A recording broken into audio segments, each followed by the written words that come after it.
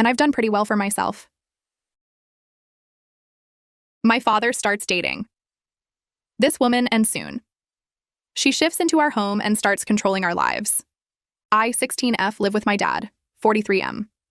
My mom died in a car accident when I was 2 years old. It was really hard for both of us, and we spent about 3 years mourning her death.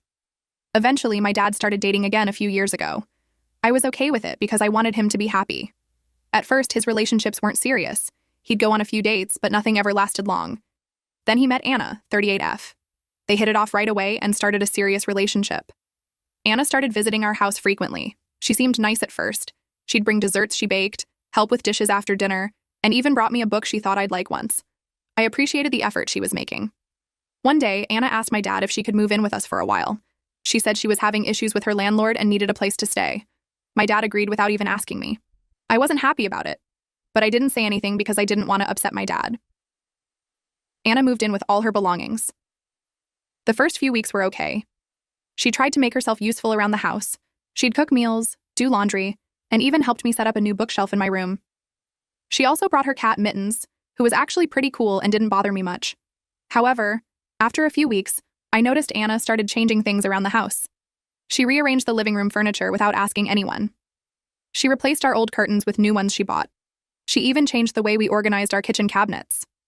I got annoyed, but I still didn't say anything.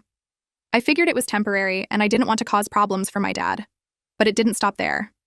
Anna started cooking only the dishes she liked. Gone were our usual family meals. Instead, we had her vegetarian lasagna, quinoa salads, and tofu stir-fries. I'm not a picky eater, but I missed our regular food. She also started moving my things around. I'd come home to find my jacket hung up when I'd left it on the chair, or my shoes lined up neatly when I'd kicked them off by the door. It felt like she was trying to erase my presence in my own home. Soon, Anna started complaining about me to my dad. She'd tell him how messy my room was, how I left my clothes all over the place, and how I needed to clean up after myself more. To my surprise, my dad took her side. He told me I needed to be more responsible and respect Anna's efforts to keep the house clean. I was shocked. My dad had never complained about these things before. Sure, I'm not the neatest person, but it had never been an issue until Anna came along. I felt like she was trying to change everything about our lives, including me. I stopped talking to Anna after that. I'd give her one-word answers when she tried to talk to me. I started spending more time in my room to avoid her. I even started eating out more often to avoid her meals. My dad noticed the tension and tried to talk to me about it.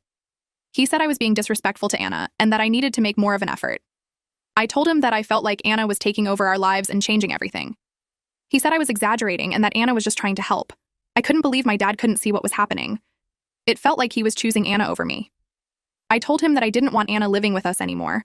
I said she had overstayed her welcome and needed to find her own place. My dad got angry. He said Anna was his girlfriend and had every right to be there. He accused me of being selfish and immature. We had a big argument. I was hurt and angry. Things have been really tense since then. Anna still lives with us, but I barely acknowledge her presence. My dad and I hardly talk anymore. The atmosphere at home is awful. I feel like I'm losing my family and my home because of Anna. But I also feel guilty for causing so much conflict. Maybe I am being selfish and immature. Maybe I should just accept that things are changing and try to get along with Anna. Update. Wow, I didn't expect this post to blow up like this.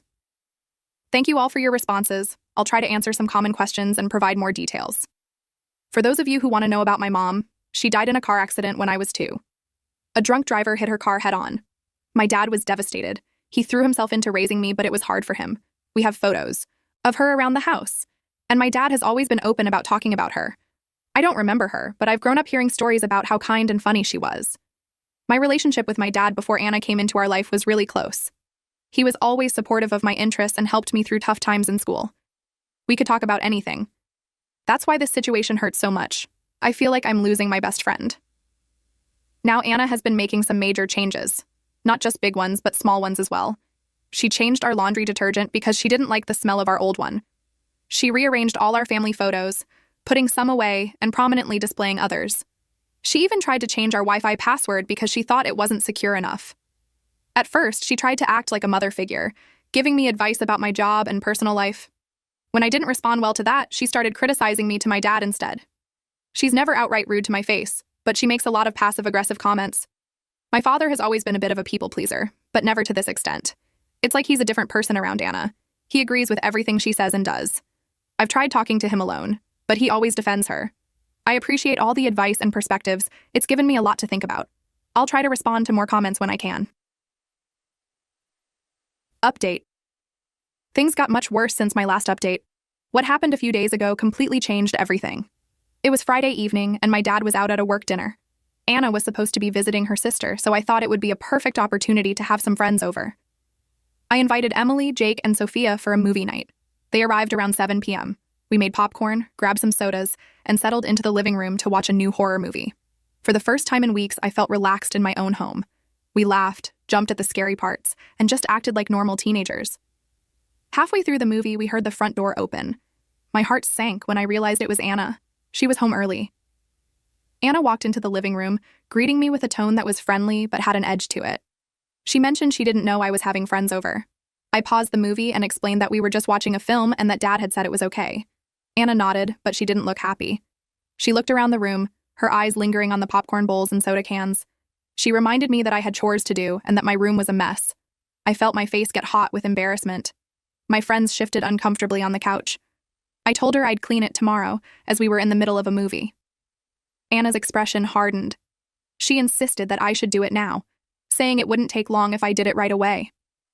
I repeated that I'd do it tomorrow, trying to keep my voice calm. I added that we were almost done with the movie. What happened next still feels unreal. Without another word, Anna walked over to the TV and switched it off. The room went silent. Jake protested, saying we were watching that. Anna ignored him and turned to face me. She used my full name, Elizabeth, her voice low and threatening. She demanded that I clean my room now and said she wouldn't ask again. I couldn't believe what was happening. Being scolded like a child in front of my friends by someone who wasn't even my mom or stepmom, it was humiliating and infuriating. Something inside me snapped. I stood up, my hands shaking with anger. I shouted at her, asking who she thought she was. I told her she wasn't my mother and had no right to order me around like this. Anna's eyes widened in shock, but she quickly recovered. She declared that she was an adult in this house and that I would show her respect. I laughed bitterly at the mention of respect. I pointed out that she had shown zero respect for me or my dad since she moved in. I accused her of changing everything about our home, criticizing everything I do, and now trying to control my life. My friends were frozen on the couch, watching us argue. I knew I should probably stop, but months of pent-up frustration were pouring out of me. I continued, my voice breaking, telling Anna that she had made my life hell. I said this was my home, and she had turned it into a place I couldn't stand to be. I accused her of taking my dad away from me and told her I hated what she had done to us. Anna's face went pale with anger. Without another word, she turned and stormed out of the room. I heard her bedroom door slam shut. The silence that followed was deafening. My friends looked at me with a mixture of concern and awe. Emily softly asked if I was okay.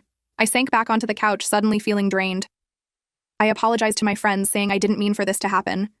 Sophia put her arm around me and told me not to apologize.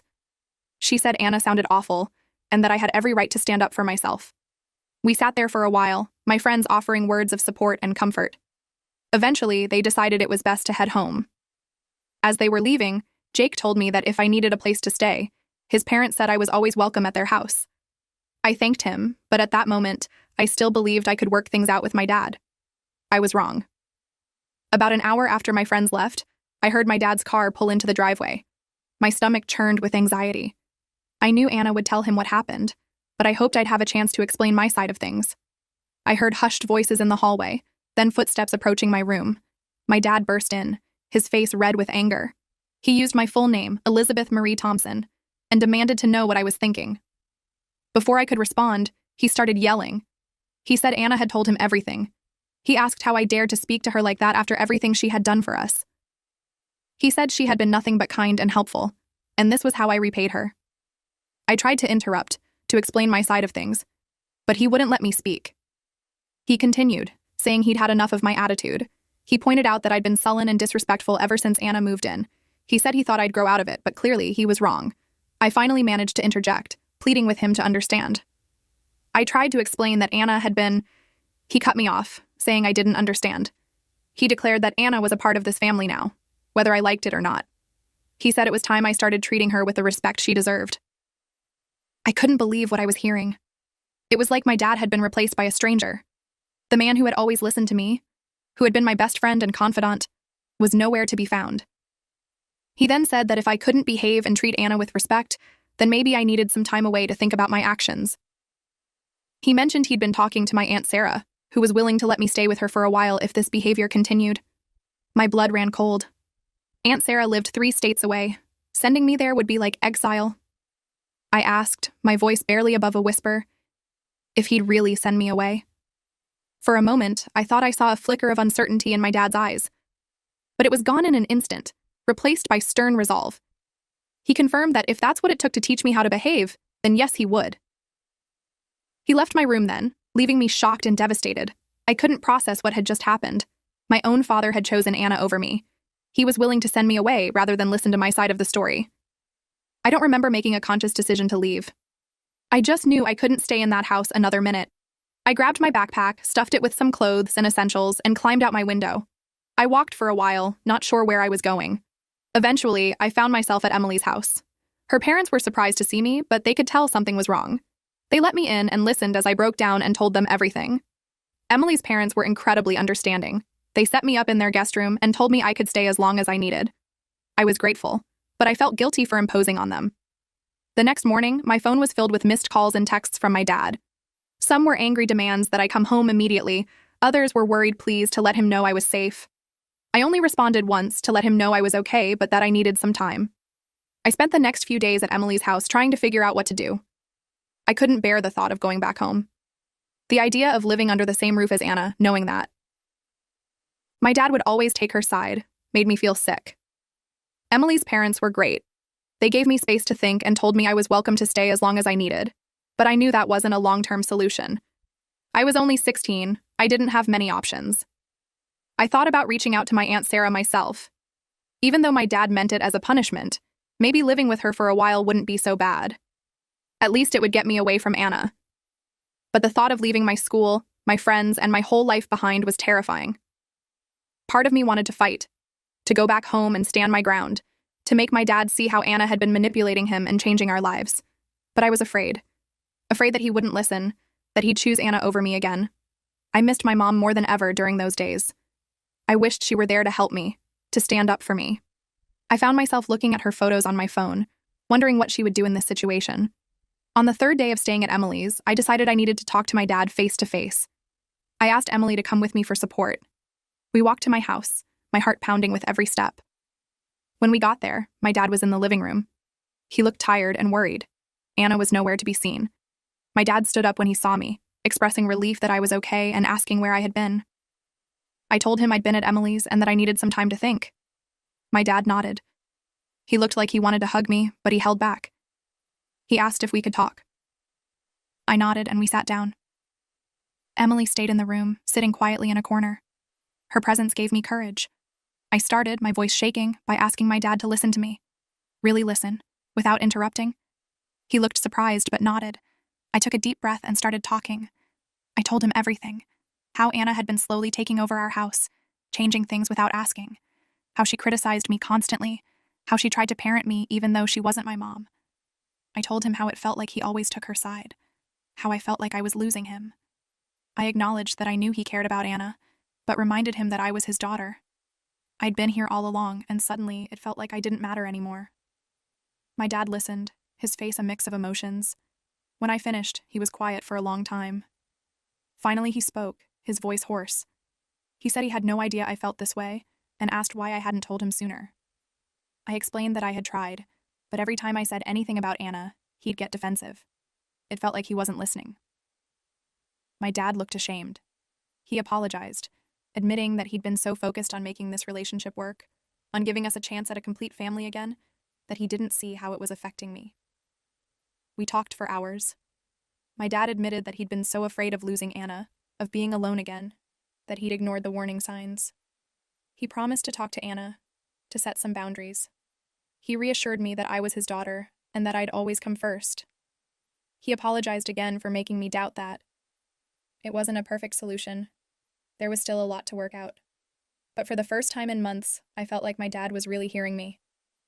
Anna came home while we were talking. My dad asked her to join us, and we had a long, difficult conversation. Anna seemed surprised by how much her actions had hurt me. She apologized, though I wasn't sure how sincere she was. We agreed to some new rules. Anna would stop trying to parent me. That was my dad's job. She would consult with both of us before making any changes to the house. And most importantly, my dad promised to always listen to my concerns and not automatically side with Anna. It's been a few weeks since that day. Things aren't perfect, but they're better. Anna and I are civil to each other, though we're not close. My dad has been making a real effort to spend one-on-one time with me, like we used to. I'm still cautious. I know it will take time to rebuild the trust that was broken, but I'm cautiously optimistic. At least now, I feel like I have a voice in my own home again. To everyone who offered advice and support, thank you. It gave me the courage to stand up for myself and fight for my place in my family. I know there might be more challenges ahead, but I feel stronger now. I know I can face them. My fiancée fell in love with a married man while being in relationship with me for 6 years. I was still ready to forgive her when she apologized,